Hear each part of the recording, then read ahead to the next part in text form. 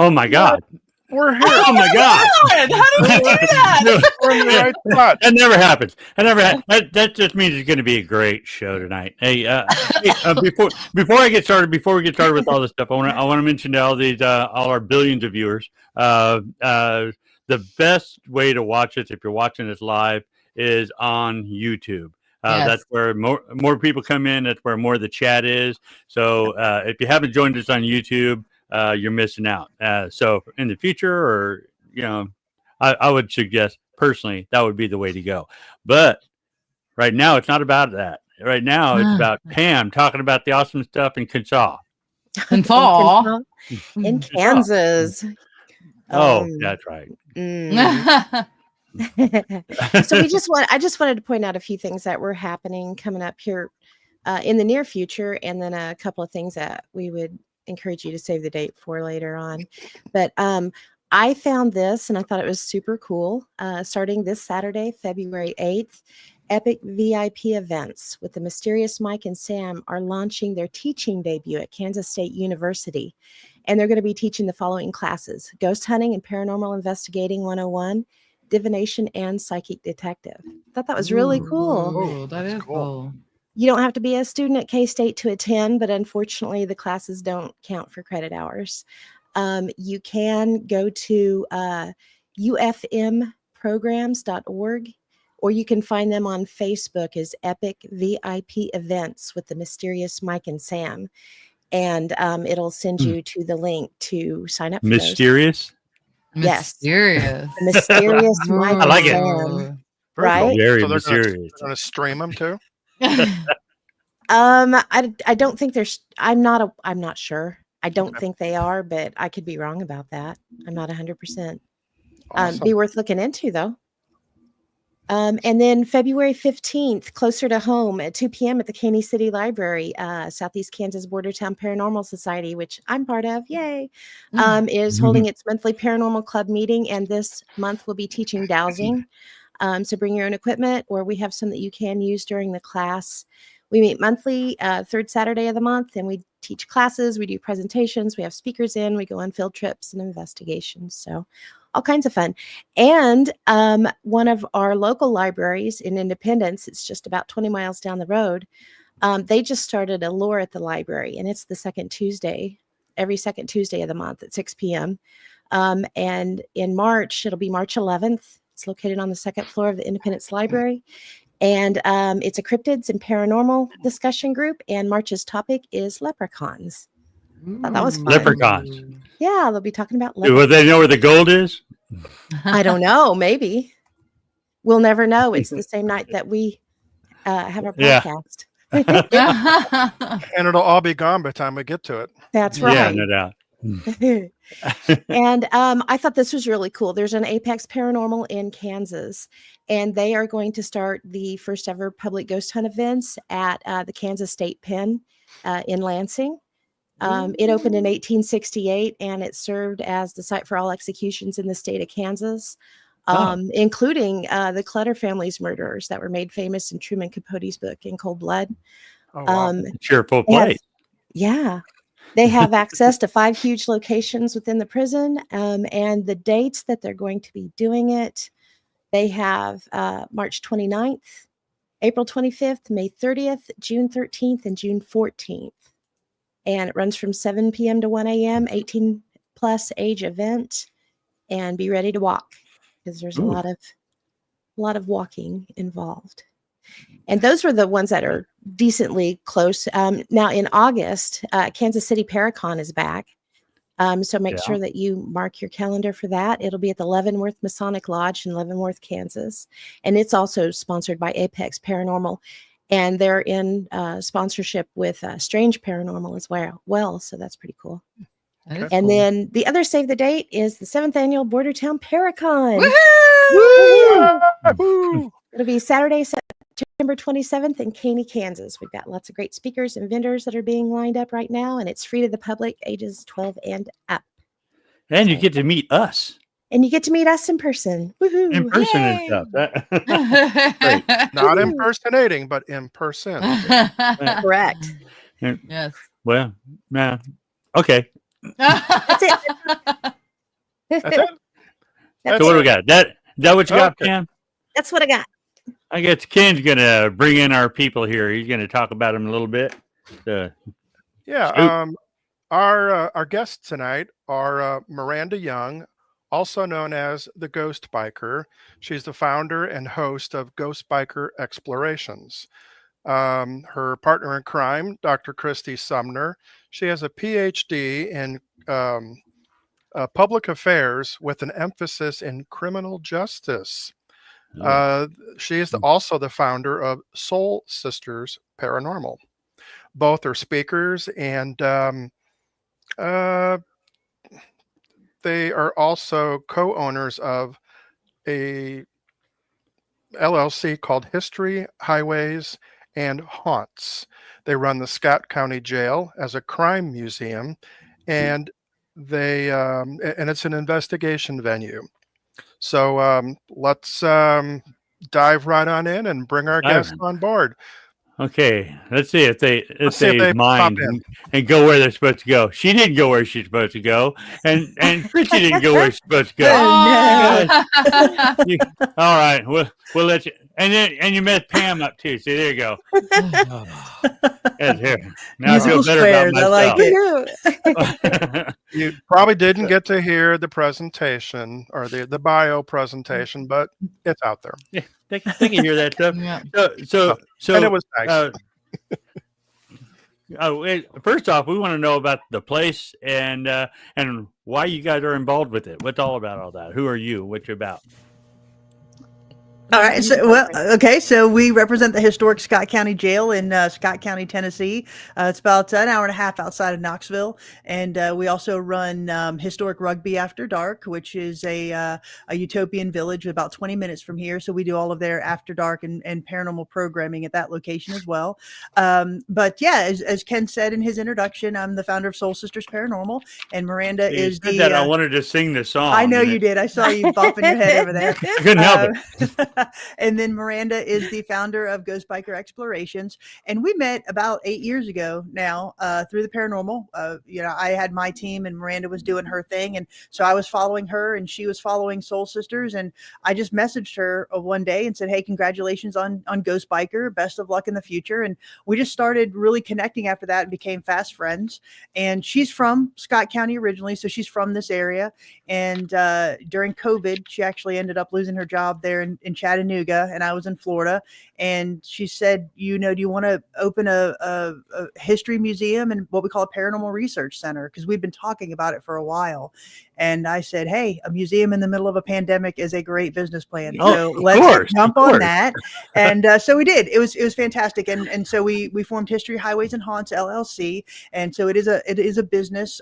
So it is a for-profit business, but all of the money goes back into the historical preservation of the jail because it's something that we're very passionate about. And so we opened it up as a paranormal research center in 2021, as well as a true crime museum. And it's been great ever since. We're having a ball really running the jail and seeing what our spirits have to say. How often? Now you said, see, I had you all in the wrong place. So you're up by you say you're about an hour away from Knoxville? Mm-hmm. Yeah, Yes. we're an hour north. North. Oh, yeah. See, I'm planning a trip out that way, and now you added another stop to me, and it's taking time away from my wife because she went to go to Pigeon Forge, and now I find all these paranormal things, and it's stopping us from going to Pigeon Forge too much. So it's gonna just be a paranormal trip. Yeah, I think. we're about an hour and a half. She's on the chat now, so she'd probably Yeah, we're an hour and a half there from Pigeon Forge, and you just come on up this way because the Village of Historic Rugby, you can actually stay at and investigate the home that you're staying in and investigate the village. 20 minutes, like Kris said, 20 minutes from the jail, and so then you can come on over and check out the jail. So you just need to come on up this way. Yeah. How big is the jail? It's not huge, right? Picture. Yeah, it's a county jail. So it's 3 stories. I'd say all told, it's about 15,000 square feet on all 3 levels. It's got that's good size. It's not bad. You know, once you get more than 8 or 10 people in there, it starts to get a little noisy. But it's what we like to say. It's a small location with a big paranormal punch. You know, Miranda's been an investigator for dozens of years, same as me with Soul Sisters, and I can honestly say I've never been to a location that has this much intelligent activity. It seems like even during the day we get some interesting things. Wow. Yeah, Nice. it's just, it's one of those where when you go in, we try to be upfront with everyone that comes in here because, teams have gotten a lot larger now than they were whenever we started. But we're upfront about the fact that you're in a jail, so it does get a little echoey at times. So we Yeah. try to restrict it to 8 people max. And not just because of the size, but it seems that our spirits like communicating a little bit more with the smaller groups. They're a little more interactive there. And Oh, no. so That's most awesome. most people that come in there, they tend to say that they're a little bit surprised at how much larger it is on the inside than the way it looks on the outside there.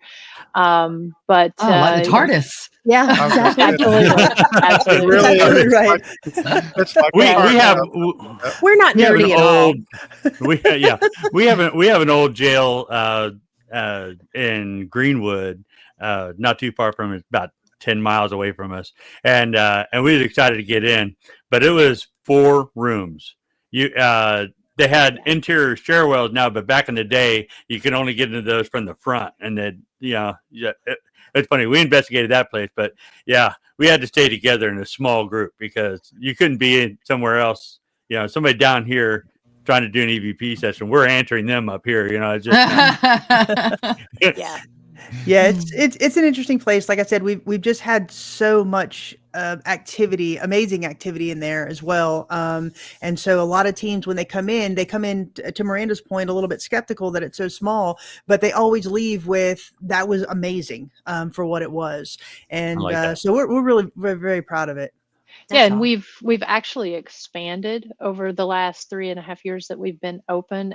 Kris is actually there in our ticketing office, which is the old historic bank building that was built just a few years after the jail was built. It was built in 1909, and so we're very, very excited this year. We've had probably, I think, about 15 teams that have been able to go in and investigate some of the rooms that we just got open, because with our expansion, we've moved our gift shop as well as our ticketing booth to the bank.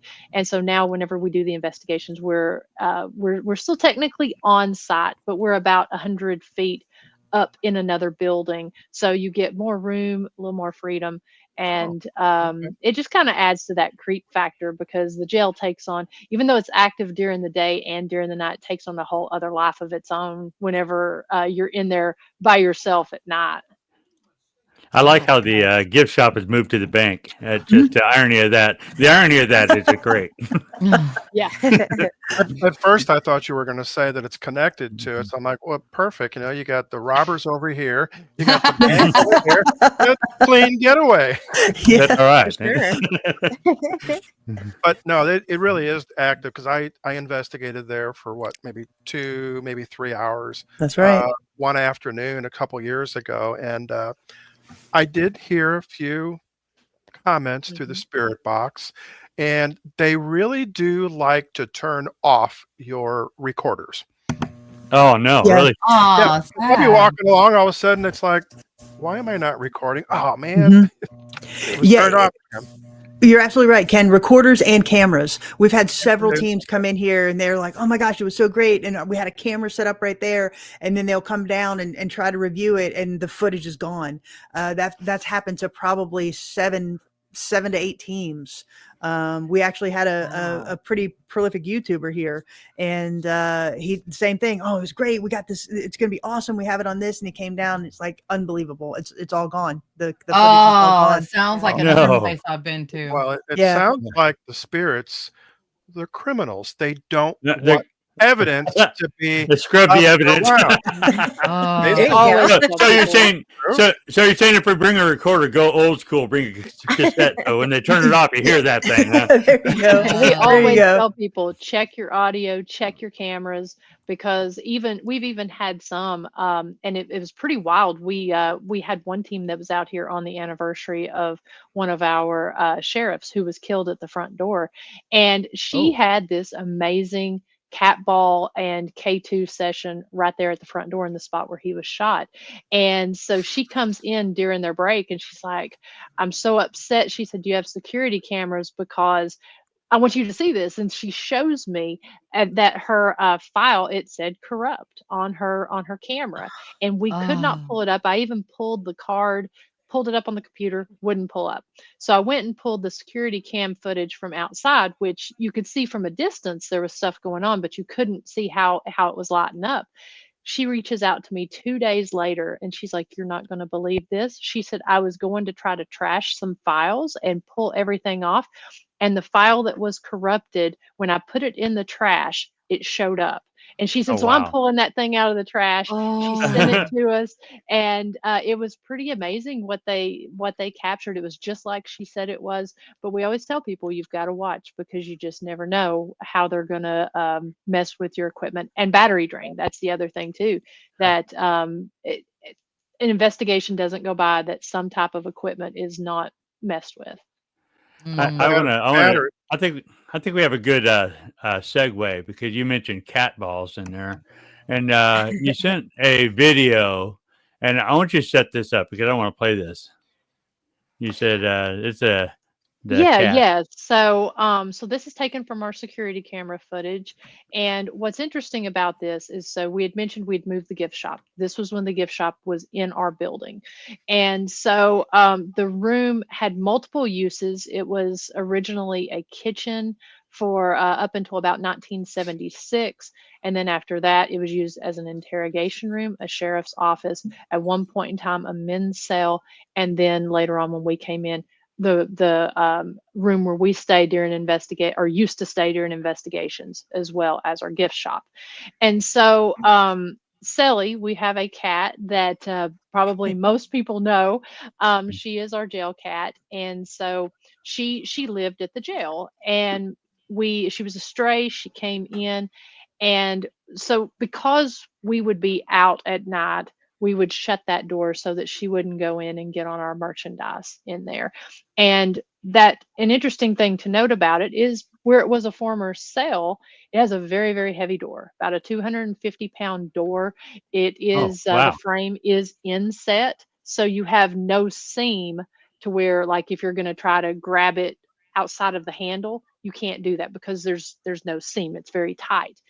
And so one night, whenever we had fed Sally the night before, the very next day, we went in to open up the jail for the day. Sally was not at the door waiting to greet us. She was meowing from inside of the gift shop. So instantly we're like, okay, how did she get in there? And so we go back to double check and make sure that we hadn't done anything when we were feeding her the day before. There were signs of life up until the middle of the night of her running around throughout the jail. And about 5:18 in the morning, we noticed that we saw what happened in the gift shop. And so just to kind of also set that up before you play it, you're going to see, I want you to pay attention to the 3 times that the door opens. We can talk about it afterwards, but notice that when it opens the first 2 times, there's reverb. Whenever Sally is put into the room, it's like a slam. There's no reverb. So we can talk about that after. But anything I've left out, Kris? No, I was going to say that actually. It's almost like the last slam, and you'll see it like somebody holds it. But we'll talk about it when you play it. Let's try this out. See if it works for me, because I'm pretty terrible at this. That's not going to be it. This is the wrong one. That's the wrong one. That's the wrong one. That's the wrong one. This is the one. Nope, that's still not the right one. That's still the same one. You gotta share the other. My goodness! Oh my goodness! That's not the one I want. I said gift shop door. Our All right, let's see. billions of people ignore this screen. one. Ignore me. Don't pay no attention to the man behind the screen. All right. He's the A. He's the A in A.M.O.K. I said gift shop door. And there it goes. Here we go. Try it again. Let's see. It was going too smooth. We have to live up to our name. Well, there you go. That's it. Oh. You gotta go all the way back. Yeah. There you go. There we go. Finally.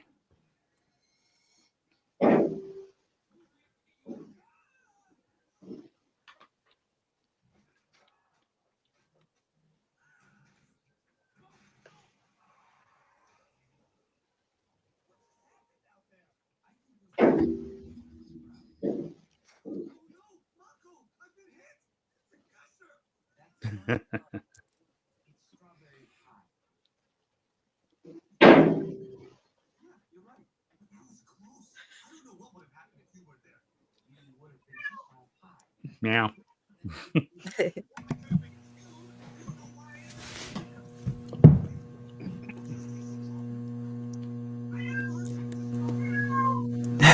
Yeah, so that's not her scared cry. That's her I'm pissed off cry. But to Miranda's point earlier, you know, when the two door, because when the door opens the first time and the second time, it's like it slams shut and it hits that metal frame. So there's that echo and that reverb. When it opens the furthest, when it slams shut, you're expecting the largest reverb and slam, but it's like it hits and slams and stops, like somebody's holding up. So that is actually more telling than just the door opening. The fact that it's opening the widest and slamming the hardest, but it stops. Yeah, and you said this happened at like 5 a.m. Yeah, it was 5:18. And another thing, because we always, every time we do the tours at night and we're showing this video and talking about it, I know I always have the biggest, strongest guy try to slam that door without reverb. I like people to do sort of a hands-on thing so they can, one, feel how heavy it is, and two, see just how the door bounces back. And the only time we've ever had one person that was able to get it to where it was just kind of thud was, and he was actually a police officer, and he put his foot on, and when he closed it, he did his hands and his foot. And his foot, yeah. Yeah, it still reverbed a little bit, but he came back and he was like, that's the only way. And to me, it just proved to him that it was probably a corrections officer or another officer that was closing it, because the typical person doesn't close the door that way as an officer would. Yeah, that makes sense. Oh, it could have been the police officer that. Well, we'll go into that in just a minute. It's also impressive too when you think about the fact, like you said, the door's seamless. You know, there's no way Kitty could pull it open and it's way too heavy anyway. And you know, we thought about that, but it's a 250-pound steel door. She's a 13-pound cat. If there was a way, it would snap with the heart of a lion, I'm sure. She does. She has the heart of a lion. She does. But the only if that were to happen, it would snap her little leg. Right. Yeah. There's just no way she could get it. So because we looked, and she would have done it before and since too. Correct. We looked at all. I mean, we tried, because what we do is we try to debunk. And there's just, we can't find an explanation for it. It's impressive. And that's like the spirit was trying to get her attention. Like, hey, you want to go in here? Come on, get in here. Like you made it twice and let her in. And that's what we think, right? Ghost is like, get in there, put fur on all those clothes over there. Right. So we think that she has formed a relationship with our spirits, right? Because we've actually had teams capture EVPs of something saying, "Where's the cat?" or "Kitty, kitty." That's awesome. We think that the spirits have formed a relationship with her, and they know she likes to sleep in the gift shop and lay all over our T-shirts. And so we actually think the spirit was saying, "Go on in. Here you go." That's I think that cat could be a witch. Never know. And two, you have to think, if she was truly able to pull that door open, that's pretty impressive feat, to not only pull it open, but then to be able to make her way in there. You know, because Right. that door Before it slammed. Yeah. exactly, Oh no, and that it definitely that took door another force to automatically do that. yeah, Mhm. and that door automatically goes closed anyways. We have to prop that particular one open with a door stop. So it's not one that it's not made to be open It's on just that not one in designed to be particular. open. No. Yeah. Yeah. Very When cool. when you first started, you could hear the cat outside, a very faint meowing, like, "Can I go in there? Can I go in there, please, If please, please?" You gotta if keep you it open actually longer. listen to with headphones with that one, you can hear we've been able to pick out almost like a male voice that does a whisper that says as soon just before the door opens, it says what's in there. We've had several people who have heard that. We heard that in the very beginning. We don't call it out on that particular video because it is harder to hear unless you have headphones. But there's Now you're gonna make me go back and listen. Yeah, right. yeah, Same. yeah, Yeah, we probably should caption it. Oh, we should probably Mm. caption it at some point, yeah. and just put it out there as well. But it's interesting. It's an interesting piece of video. Now there Yeah, was no, that's other cool. Very voices in cool. there. Did you have a radio or something on in No, that so I think somebody has a Mhm. TV on in the background. Okay. Somebody on the panel or something has a TV on. I think because that's Oh, that wasn't on that's there. not in there? Okay. No. Yeah, no, that was I have nothing on here, so don't blame me, guys, unless it's the Neither do ghost I. upstairs again. Have you witnessed with your eyes anything moving? I've personally witnessed shadow figures, especially on the third floor. In fact, I was on the phone with Miranda. I was up there by myself. I was closing up on a Sunday afternoon, and I was walking down to shut one of the cell doors, and I just turned the corner, and there's this shadow mass just standing there. And I mean, I said a couple of expletives. I'm like, it's right there, Miranda, and then it took off. I've And never said an expletive. and then a couple months ago, Sally and I were the only two people in the building. It was probably about 1 o'clock in the afternoon, and we both heard footsteps just thundering on the second floor to the point where I grabbed my phone. She ran into the room beside us and jumped up on the display cabinet. And I got this all on video. She jumped up on the display cabinet and she's looking at the ceiling, following the footsteps as they're walking around. Ooh. And so she heard them and I heard them, and we were able to capture on video. So those are the things that I've seen personally. Nice. yeah. I saw I was locking up after a team, so it was probably about 3:30, 20 till 4 in the morning one day.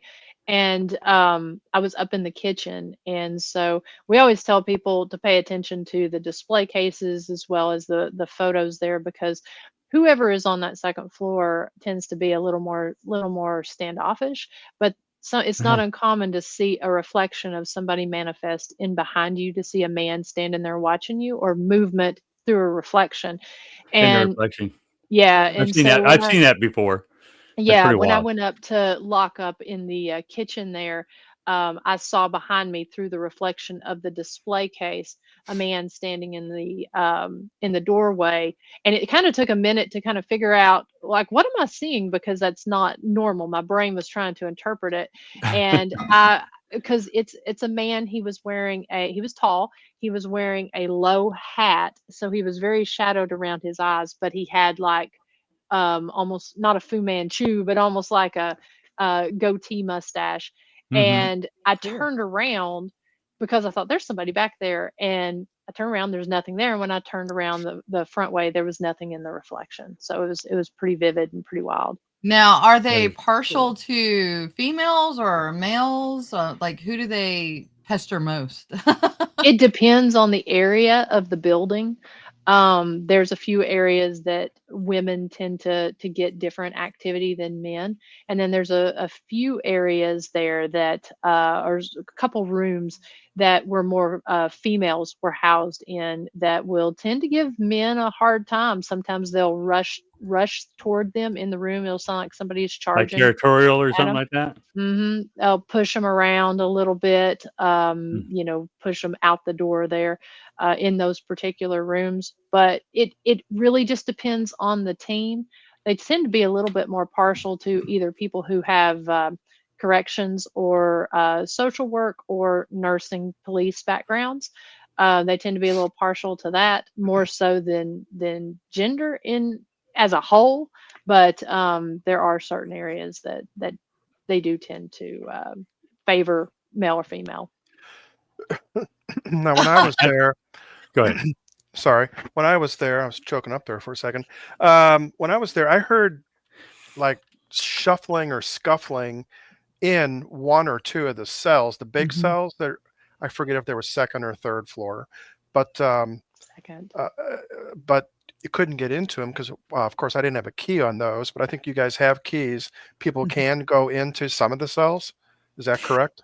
Yeah, so the way we have it configured, because we have school groups and kids come in, there are certain cells that, because the doors are so heavy, we don't want little fingers crushed. So during the day, we have certain doors locked, but you can see all of the cells. Now, when paranormal investigators are there, obviously you have free reign to go into any cell that you want. And they can crush their fingers at will. Yeah, exactly. They sign waivers. They sign waivers. It's all good. Yeah. I think I was in the kids section, so yeah, yeah, we and you can. We knew a lot of things about before you I know came. you guys were watching me. There you go. Yeah, we always joke about the flow because I mean it's obviously perfect flow for a jail, but it's a little, we had to sort of work the way we wanted it to do because there is the jailer's walk and there are the cell blocks and stuff. We had to configure it a little bit different for the museum. So when we're doing our guided tours, and like Kris said, on the night tours and stuff, we've got everything open. That way you can go in there, but at nighttime, people are free to do whatever they need to do when they're investigating. Yeah, but to your point, Ken, I'm sorry, real quick. Oh, no, you go ahead. Shuffling in footsteps. Probably some of the best footsteps that I've ever heard as a paranormal investigator we've captured at the jail. So they're very prevalent both day and night. Okay. So what are some of the most tragic things that's happened at this jail? Well, one of the most tragic that we tell for paranormal investigators, and we think get a lot of responses, is we had one of our sheriffs actually killed right outside the front door in August of 1925. He was unlocking the door. He had just arrested a moonshiner. And so as he was unlocking it, somebody ran around the side of the building, shot him in the back of the head, and killed him instantly. At that point, the jailer did live on site. So they took his body into the jail. He did lay in state for 3 days inside the jail before they buried him. And so we've captured some very interesting and compelling evidence that we associate with him. He was also a Baptist preacher. So when we play religious music, such as Amazing Grace or As Well With My Soul or something like that, we tend to get a manifestation of something, whether it be footsteps or a shadow figure or, seeing things. Do you think he's haunting the place? We do think that he is one of our resident spirits. Yes. We think we've identified maybe about 6 that are constant, that we're familiar with, that we think that are there, depending on the night and the trigger objects and the trigger music that we use, we can pretty much say we may get something from this individual or this spirit. So that was one of our most tragic stories that we feel confident we can connect with certain activity at the jail. And then we've had 7 lynchings. We've had inmates who are lynched via mob mountain justice. So we do think that some of those spirits are there. We've had the very consistent spirit of a child. Some people have captured the word mommy or a child laughter or a child's voice. Wonder why a child? Like I said, the jailer and his family actually lived there from 1904 to the 1970s. So we think it's probably residual in nature, but so those are the type of things that we get pretty much on a regular basis. Yeah, so footsteps is a big thing. Yeah. So did the sheriff live there with his family? He did. Okay. Yeah. I've been in a couple of those, not too far from here in St. Louis as well, and yeah, they're quite amazing. Because the jail is attached to a beautiful home. So yeah. Now I want to. You said as soon as I saw this video, and I saw it like just before you guys got on here, I was like, wow.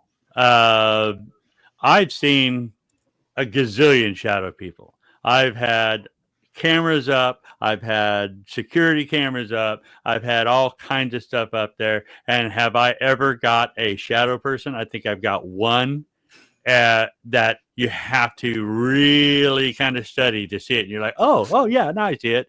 This one you see right away. And I have to say, it's like one of the to me, it's one of the most amazing shadow people videos I've seen for many different reasons. So, so before I play it, set it up for me. Yeah, Or so for on them. that particular night, so we like to host live investigations there from the jail from time to time when we're doing our podcast. And so this particular week, we were doing a live. Kris was in Virginia. She was actually moderating the live and moderating the comments. And I was in the jail by myself. Something I kind of find fascinating about this one is the fact that this happened at 8 o'clock in the evening, and the fact that it was during the summertime. It's still very light at 8 o'clock. And so I was on the second floor. The second floor is our trustee floor. They've got the larger, more dorm style type cells. Okay. And we had tripwire set out. And the way it is when you're in the center of the room, the cells or the big rooms go kind of around the room. There's 4 rooms there. And so I was standing in the doorway. I was going to hum just to see if that would maybe trigger some activity. And so we were kind of setting that up. We also had a couple K2 meters sitting on the ground there.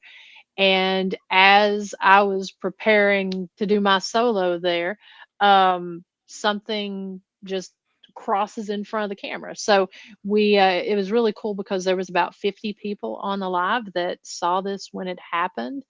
And Kris went back instantly after the investigation was over with. She's like, we got to check this. She saw it there in front. And so the video that's going to play is going to play it the first time in real time. The second time is going to play it in slow motion. Yeah. And just hold on to your butts. This is great. It's pretty, It's it's pretty impressive. amazing. Yeah, it's impressive. Holy grail. Let's see as long as I don't jack this up. Let's see. Oh, it's working. There you go. Play. That helps.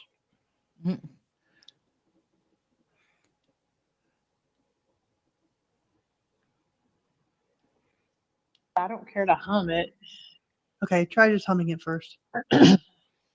Now, nobody judge me by my humming. Okay, now, if you guys want me to hum your song, you're going to have to step back from the K2 meter or step back from the lights over there. Whoa. Yeah, that's wow. Did something just walk in front of you? I don't know. Did anybody else see that? It looked like a shadow walked right in front of her. Okay. That was really cool. It was. It really jumps out, slowed down.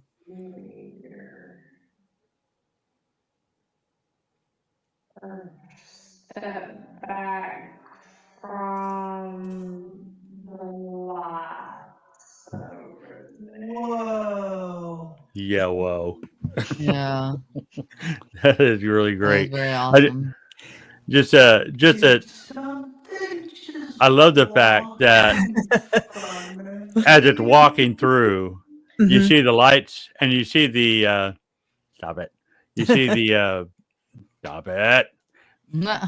Let me get that off there for a second. I'm down. Where is it at? I lost it. There we go. and you're all small again. See, that's my problem. No, I love because you see him like a full size adult walking in the dark. Yeah. Darker than the dark. We always say, it blocks out the light, but when it comes into that shining light from the doorway or on the other side, and that overpowers the shadow person. But you can still see it underneath it. So people who are faking things would keep that shadow all the way through it. And you know, we've seen it.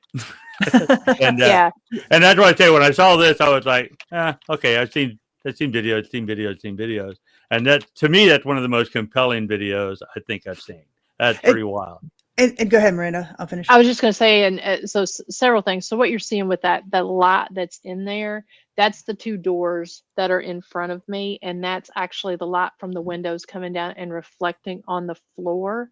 And then whoever it is that walks past, I mean, they literally, it's almost like they come around and like they come up like right in front of me there and stand there because they block out the K2 meter as well. and then just sort of just disappears. dissipate. They don't walk Yeah. out of frame. It's like they No. disappear. And like I Yeah. said, I was watching it and I saw it come around. And again, when you slow it down, you can completely make out the shoulder and the head, Mhm. and Oh, then the yeah. fact that it turns and looks at Miranda, and then Mhm. it, like I said, it just sinks down. It doesn't go anywhere, but you Yeah. see it come down because the K2 meter lights up again first, and then the tripwire. So it Mhm. just dissolves into the floor. It's pretty wild. Yeah. And I did not see it with my own eyes because, you know how it is whenever you're filming in a place. I Yeah. mean, again, this was 8 o'clock in the evening. And so it was not, I mean, it was dark in there, but it was not, I can't see my hand in front of my face situation. Mm. And so, and of course, sometimes the camera interprets things a little different because of the light and everything that's coming through. So, But it doesn't make a person. no, No, yeah. Right. But No. as it No. was facing you, did you notice that I'm thinking that its left arm, maybe it came up because it started blocking the little lights on the right, Yeah. on the Mhm. right side of the screen. Yeah, just very quickly before it makes the move in. Yeah, Yeah, yeah. she didn't, she didn't see any of that, and I No. didn't see it until because I guess because I was just in tune to it. I just saw it when it blocked out the light, and then here comes the K2 meter light again. Because when you watch it in full speed, it's obviously very quick. Right. But then Mhm. when you slow it down, it's pretty compelling because you can totally see the Mhm. shoulder, the Yeah. head, and it's like it just steps in front of her and then straight down. But see, Right. that's the thing about being So cool. being a investigator and used to seeing things in real time, used to seeing shadow people. We had a place here that we were able to investigate that had a lot of shadow people. So, I mean, when I see them, it just pops out to me. And as soon as I saw that thing walking the screen, first time I watched it, I was like, oh my God, Yeah. how awesome is that? So that's the best video evidence I personally have Yes. seen. Oh, well, thanks. It Yeah, So is. yeah, we're pretty proud of pretty, it, but that's our Thank jail, right? I mean, that's hey, what happens there. now you can And ask that's these other common people there. here on the show with us. I'm hard to impress because I'm like, He and is. I was pretty impressed by that. So. That's Good, we're glad. He's a that's one of the poo-pooer. things that a lot of people have experienced on that second floor is seeing either shadow figures or apparitions. Um, I mean, we've had myself and then a couple teams actually see in that same room that he first walks past, see an arm come out and wave. And then just Cool. seeing the shadows. We had one that threw a picture off the wall that was captured on video. And then of course on the third floor, same thing. Like Kris said, there in the jailer's walk, it's very consistent where people are seeing these shadow figures, seeing these apparitions.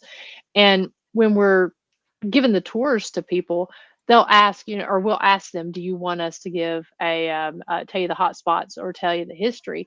And some of them, just want to go in kind of cold. And so even when we tell them the hot spots, we won't tell exactly what people are experiencing. And it's always fascinating when they come back and they're like, okay, we experienced this. And it's like, that lines up with what other people and we have experienced in these areas. So it seems to be pretty consistent and on par. Nice. Have you guys received any names What about that the were bathroom? that were collected, during some of these investigations? Have We you got have. and actually found that they were really Oh yeah. uh, participants there, or inmates, or workers, or whatever? Oh yeah, yeah, especially jailers. We've had some Handful. we've had some interesting things. We had a team come in, and this is one of the very first teams, in the handful of first teams that we had there. And Miranda, you want to tell the story? You probably know it a little bit better. Yeah, so Kris had mentioned the lynchings and stuff that we had there at the jail, and because Mhm. the jailer or sheriff and their family lived on site, whenever they would bust into the jail, it was a very traumatic experience for these kids that were inside the jail there. And so anyways, on our last lynching in 1933, which was of Jerome Boyett and Harvey Winchester, a mob of 25 people busted into the jail and of course took them out. But on the night that they busted in, they beat the jailer really, really bad when they busted in there. Oh God. And so as Kris was saying, it was one of our earlier teams that had come in, and they were using an Ovilus 5. And while they were in there, they got the name or the word anvil 3 separate times in this area. It was throughout the night. It wasn't really in succession, but it was throughout the night. And so it was right in the front of the jail in the entryway and then over near the main museum room. And so at the end of the night, they were kind of going over some of the things they had captured. And this guy had said, "Do you know of anything significant with the word anvil?" Because we got it 3 times. And I said, "I don't know what that could be. However," so we had just gotten a book. There was a book that was written about that particular lynching, the Jerome Boyett lynching. And Kris and I had gotten a proofreading copy that weekend. And we had just been sitting inside the jail, kind of looking it over to get back with the author on. And on the back of the book, it said that the story was being told by a guy by the name of Anvil Clemens. And so we thought that was it stuck out. It was kind of interesting that name, neither of us had heard that name. So I reached out to the author and asked him if he could tell me more about Anvil. He said it's a copyright character. The name had been changed from the original, but he said that he used the nickname, which this just happened to be his grandfather. And the nickname was Anvil. They said that he looked like he had been beaten so bad that night. He looked like he had been beaten like an anvil. And so the name stuck. And apparently it was so violent, there was blood on the walls, and it was a very scarring experience for him and the family that was inside the jail.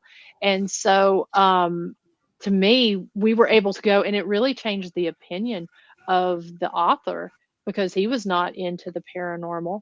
And it really made us stop, and we were able to fill in some pieces of that story based on what the spirits there in the jail was telling us. Yeah, so essentially the jail was giving us pieces of history that we didn't know. But that's interesting. We get a lot of teams come in and they give common names, even on teams that we don't tell, that don't want any paranormal stories. They'll get names that are completely common, and we're like, "Oh yeah, that's Chef Dan," and we always get Dan or something like that.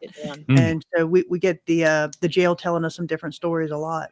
Yeah, that's the part I love, as far as getting the stories from firsthand, participants. That's the thing that really fascinates me. Yeah. So how do you guys get involved with the other location, and what is your connection to what was it called? Historic rugby. Historic rugby. Thank you. Yeah, so Rugby is a utopian village that was built in 1880. It was by a British author by the name of Thomas Hughes, who decided he wanted to form this utopian society here in the Tennessee, on the Tennessee Plateau. And it through a series of highs and lows, it really was only in existence from 1880 to 1890. And then it kind of had a resurgence in 1966. And so there's a nonprofit that really oversees it. So during its heyday, there were 68 structures that were built in the Victorian style there between 1880 and 1890. Of those 68 structures, 14 still remain of the historical original structures. And so we actually, Miranda and I, we pride ourselves on historic preservation and really using after dark tourism to promote historic preservation. And so we knew that Rugby did not have any type of paranormal programming or after dark programming. So we set up a meeting with them about a year and a half ago and said, "This is what we can do for you." We split the ticket cost with them, so half of the money goes into historic preservation of Rugby, half comes to us for the jail. And so we do all of their paranormal programming. So if you want to do a paranormal investigation there, we set up the paranormal investigation. You can actually stay in some of sleep in some of the haunted homes that are there. I like sleep. I'm a big fan. Yeah, of me it. too. I try to do at least once a day. So we're very proud of it. We've come up with 2 very unique tours throughout the village. I conduct what we call the village and history tour, and that peppers in some of the paranormal. And then Miranda does the North Village and Cemetery tour, which really highlights Victorian mourning practices and Appalachian practices and legends and lore. And so they're 2 very distinct tours, but very very prevalent to the village of Rugby, and it's something that we're extremely proud of. So if anybody wants to take a paranormal investigation there, or do a lantern tour or a guided ghost hunt, we're the individuals who facilitate that. How fun. That's awesome. Nice. Cool. You know what you're doing is you're really just taking up a big portion of my vacation week. Yeah, I'm having to rethink things, which is terrible. All right, that's all right. Poor Tina. Tina loves it too. She likes it. Yeah, She she hasn't did. popped in for a while. I haven't seen her since the first couple minutes. She's playing in the drought. And that's the cool thing too. We like to always tell people that we're in such a great area, surrounded by some amazing paranormal locations and paranormal destinations, and so And it's beautiful out there too. Oh, absolutely. And people will make a weekend of it by coming and actually staying at Rugby and investigating both Rugby and the jail, because it is so close. And also because, it's so rural. There's not a lot else to do other than investigate there. So, Somebody said, isn't there a cave there also? There are caves all over the place out there. I don't know. there's a lot of caves out in Tennessee. Yeah, here in Tennessee. Nice. So do you only do investigations on the weekend, or do you do it through the week too? We do it through the week. And actually through March, we actually do daytime tours, paranormal tours. So you can, for those who can't get a night off or something and want to do a daytime investigation, we offer daytime investigations. Really, we can tailor it to what anybody really needs within reason. But as Miranda said, it's a great facility both to come and stay at Rugby, investigate Rugby, and then stay the next night and investigate the jail. So it's a lot of fun. Hey, and don't frown on daytime investigations. No, not at all. We say it all the time. If you're haunted at midnight, you're haunted at noon. So it's great, and especially in places like that, because there seems to be a lot of activity during the day. Reason why people don't catch it is because they're busy doing their thing. So it's great to be in buildings.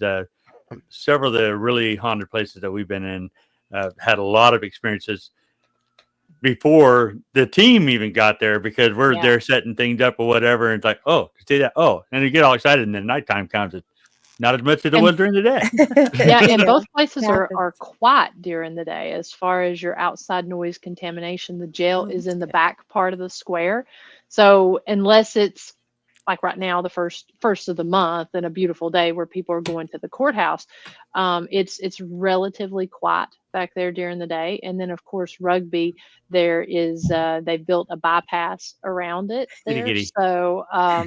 So when you go, if you get a car or two that passes, you just don't have the noise contamination that you might get somewhere that's on a real busy street. Oh yeah, that's good. Sally made an so we're running towards the end of this. What I want you to do real quick before we run out of time, I want you to plug your place. How do we contact you for any of these places? What's the best way to get you and all that? Yes. So if you go and if you go and look up History Highways Haunts.com, it goes to our main website, and through that you can either go to the jail's website or to Historic Rugby After Dark's website. But if you're wanting to follow everything that we do, probably the best way to do that is on Facebook.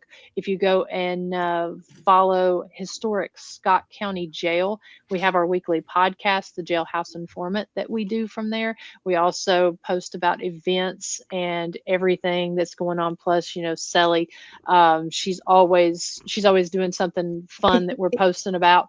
And then you can also go to Historic Rugby After Dark, which is there on that. The direct link to the jail website is historicscottcojail.com, and we are also very active there under Historic Scott County Jail on YouTube as well. Nice. Really cool. Really cool. Plus, I'm excited. I'm excited. Sites too. So. I'll tell you a little thing. It's like every time we have one of these shows, my co-hosts here are all like, "Ooh, we got to go investigate this place." I'm like, man, we got to go there. We got to do that. And I'm like, I really want to do this place. So that's all right. This is a first this year. This is like his third time in the first 4 weeks I got to go there. Yeah. Oh yeah. I definitely got to go there. I got to go here now. And they're all out that way, so I could I'm gonna have to do some like real juggling. Yeah. When am I gonna sleep? And when am I gonna go to Pigeon Forge? Because my wife, that's gonna be. Now you got to take 2 Well, weeks. you can go to vacation. Pigeon Forge this and- year, and we can plan later on to go to all those other places in Tennessee. We're gonna do it. We're gonna do it. And see, we even have an escape room there in the jail as well that Kris has done an amazing job That's pretty putting. funny. Yeah, so it's you don't have to go to Pigeon Forge or Sevierville. We get those folks that a lot of people from here go over there for the escape rooms, but those folks have come over here and said it's comparable to that. So Nice. I'm pretty proud of it. something for everybody. Yeah. That's awesome. All right, what I'm going to do is I'm going to send you guys to the green room. Don't go away because I want to chat after the show, and we're going to talk a little bit about next week. So hang on, all right? Thank you, everybody. Let's see if I can do this. Let's see if I can do this right. Here we go. Boom. Oh, you're still here. There you go. There. All right. There we go. It's you girls. Me and Ken never have a problem. It's all We're just rebels, you. man.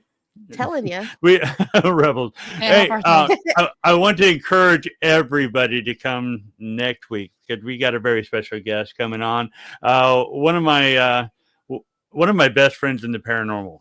He's been on the show before. He'll be on the show again. I love him to pieces. I consider him a brother. The Mr. Keith Age, the rock and roll ghost hunter himself, will be here. He's also bringing Shannon Eden Humphreys with him and onto the show. And we're going to talk about a Bourbon Spirit show. And I'm looking forward to that. But above all else, I'm just looking forward to chatting with a friend. So it's going to be a good time. If you haven't had a chance to listen to him, you missed out, and tune in next week and you get a chance. Good news. He will be returning to the Arkansas Paranormal Expo this year. So that's all right. Yeah. I'm a big fan. What I can't think of, there are people in the paranormal community that I've known, but there's very few. There you go. There are very few that I would consider a friend. And I mean, I'm friendly with everybody, but when I'm talking, if he called me up and said, "Hey, I need you," Tina and I will do our best to be there. So, like I said, it's truly a friend, and I've known him since 2008. Is that right, Tina? You're on the chat. 2007, 2008 time frame. Fantastic guy, and I just I love him to pieces. And so we'll talk about paranormal, but I'm sure we'll talk about some crazy stories that we've had here, there, and everywhere. Anything else anybody's got to throw into the I do want to throw in something. This isn't about A.M.O.K, but it is about my podcast because Pam is going to be on there. We're going to talk the true crime on the Oklahoma Girl Scout murders this Sunday at 5 p.m. Central Time. Nice. So you can watch it on YouTube at Geeks Paranormal, or you can watch it on Rumble at EPP Podcast, or you can watch it on Twitch and Kick at Geeks Paranormal. So make sure you tune into that because Pam is going to explain a lot of things that happened, and she was a little girl during that time. So I think it's going to be very, very interesting. Yeah. Oh, that'll be cool. And tragic, but fascinating. Murder. Yeah. Murder. Tina says 2007. So I thought I knew it way back when. But yeah, you're gonna want to tune into that. Tune into them. Hey, come back next week. Until then, everybody, we thank Miranda and Kris from coming tonight. They're incredible. Definitely. Yeah. Miranda was from our mom's house. So she was dedicated. That's some amazing evidence. Bye, y'all. Bye, everybody. Bye, guys.